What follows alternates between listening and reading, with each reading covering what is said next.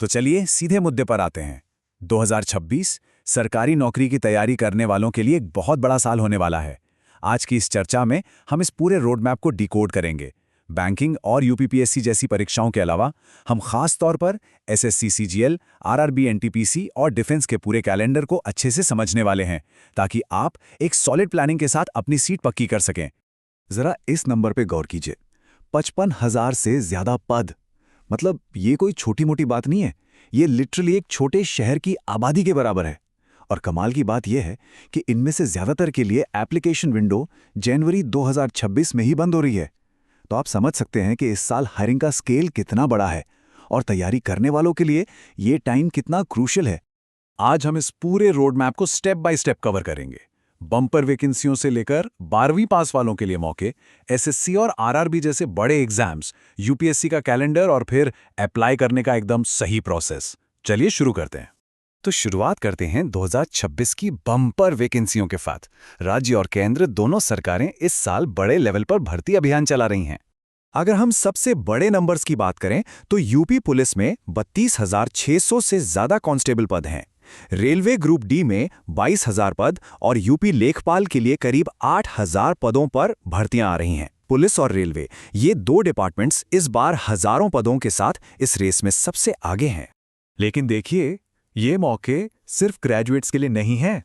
अब बात करते हैं उनकी जिन्होंने अभी अभी अपनी 12वीं पूरी की है। पुलिस डिपार्टमेंट्स, इंडियन आर्मी और नेवी, पोस्ट ऑफिस, रेलवे और यहाँ तक कि एसएससी भी 12वीं पास युवा टैलेंट को ढूंढ रहा है।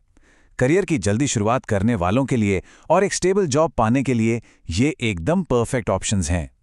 और सबसे बेहतरीन बात यह है कि इन भर्तियों में इक्वल रिप्रेजेंटेशन पर पूरा फोकस है। पुरुषों के लिए अग्निवीर, सीआरपीएफ, बीएसएफ और एसएसबी जैसे रोल्स हैं, तो वहीं महिलाओं के लिए फीमेल अग्निवीर, आंगनवाड़ी वर्कर और पुलिस कांस्टेबल जैसे शानदार विकल्प भी मौजूद हैं। चलिए अब एजुकेशनल लेवल में थोड़ा आगे बढ़ते हैं और उन मेगा एग्जाम्स की बात करते हैं जिनका हर कैंडिडेट बेसब्री से इंतजार करता है।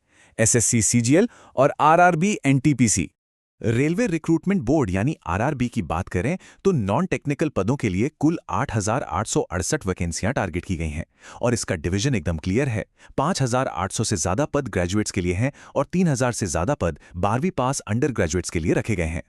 इन तारीखों को तो आप अभी अपने कैलेंडर में मार्क कर लीजिए। आरआरबी एनटीपीसी अंडरग्रेजुएट लेवल का सीबीटी-1 एग्जाम 7 मई से शुरू हो रहा है और 21 जून 2026 तक अलग अलग शिफ्ट्स में चलेगा। ये पूरा 1.5 महीने का टाइट शेड्यूल है जिसकी प्लानिंग आपको आज से ही करनी होगी। और फिर आता है एक और बड़ा exam, SSC CGL 2026। Group B और सी के एडमिनिस्ट्रेटिव पदों के लिए इसमें 15,130 संभावित वैकेंसियां आने की उम्मीद है। एडमिनिस्ट्रेटिव फील्ड में जाने का ये फॉर श्योर एक बहुत बड़ा मौका है। इसकी टाइमलाइन भी समझ लीजिए। मार्च के एंड में नोटिफिकेशन आने की उम्मीद है और अप्लाई करने की लास्ट डेट अप्रैल के आखिर तक होगी। इसके तुरंत बाद जून में टियर 1 एग्जाम शेड्यूल है, तो टाइम बहुत कम मिलेगा। तैयारी अभी से सॉलिड रखनी होगी। अब उन प्रीमियम एडमिनिस्ट्रेटिव और सिक्योरिटी रोल्स की तरफ चलते हैं जो देश में सबसे ज्यादा प्रेस्टीजियस माने जाते हैं, यानी अपना यूपीएससी और डिफेंस का कैलेंडर। यूपीएससी का ऑफिशियल 2026 कैलेंडर एकदम पत्थर की लकीर होता है। केंद्रीय सेवाओं की सभी परीक्षाओं की एग्जैक्ट टाइमलाइन पहले से तय है। इससे आपको अपनी तैयारी को बिना किसी कंफ्यूजन के बिल्कुल सटीक तरीके से प्लान करने में मदद मिलती है। जो लोग आर्म्ड फोर्सेस में सर्व करने का सपना देख रहे हैं, उनके लिए 2 तारीखें सबसे क्रूशियल हैं, 12 अप्रैल और 13 सितंबर 2026। इन्हीं दोनों दिन एनडीए और सीडीएस के फर्स्ट और सेकंड एग्जाम्स होने वाले हैं। डिफेंस एस्पिरेंट्स के लिए ये साल की सबसे बड़ी डेट्स हैं। तो इतने सारे मौकों और तारीखों को देखने के बाद सबसे बड़ा सवाल ये आता है कि भाई इन नौकरियों के लिए आवेदन करने का बिल्कुल सही और फुल प्रूफ तरीका क्या है।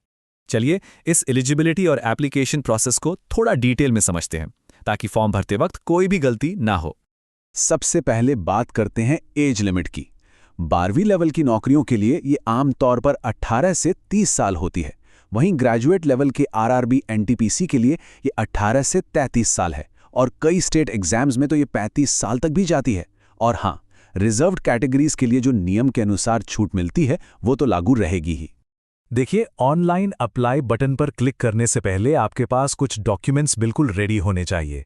आपका आधार कार्ड या आईडी प्रूफ, 10वीं-12वीं की मार्कशीट्स, जाति और आय प्रमाण पत्र और एम्प्लॉयमेंट एक्सचेंज का रजिस्ट्रेशन। ये वो बेसिक चीजें हैं जो आपको लास्ट मिनट की भागदौड़ से बचाएंगी। डॉक्यूमेंट्स रेडी हैं? ग्रेट। अब प्रोसेस को स्ट्रिक्टली फॉलो करना है। सबसे पहले ऑफिशियल नोटिफिकेशन को ध्यान से पढ़ें, पोर्टल पर रजिस्टर करें, सही डिटेल्स भरें और डॉक्यूमेंट्स अपलोड करें। सबमिट करने से पहले एक बार क्रॉस चेक जरूर करें और फिर फीस भरें। ये step by step process follow करेंगे तो फॉर्म रिजेक्ट होने का कोई चांस ही नहीं है। पर सच कहूं तो सिर्फ फॉर्म भर देना ही काफी नहीं है, राइट? असली सक्सेस एक बैलेंस स्ट्रैटेजी से आती है। एक तरफ आपके मॉक टेस्ट, प्रीवियस ईयर्स के पेपर्स और करंट अफेयर्स हैं, तो दूसरी तरफ आपकी फिजिकल फिटनेस और मेंटल हेल्थ भी उतनी ही जरूरी है। ग्रुप स्टडी करें, माइंडसेट पॉजिटिव रखें, ये पूरा कॉम्बिनेशन ही आपको जीत दिलाएगा। और इतनी मेहनत हम कर क्यों रहे हैं? क्योंकि सरकारी नौकरी का फायदा ही कुछ और है। वो कमाल की जॉब सिक्योरिटी, हर महीने टाइम पर सैलरी और लाइफ टाइम मेडिकल बेनिफिट्स, ये वो चीजें हैं जो आपकी हर रात जागकर की गई मेहनत को पूरी तरह वर्थ इट बनाती हैं।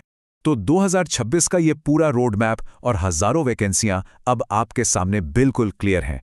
अब वक्त आ गया है कि आप अपना टारगेट सेट करें।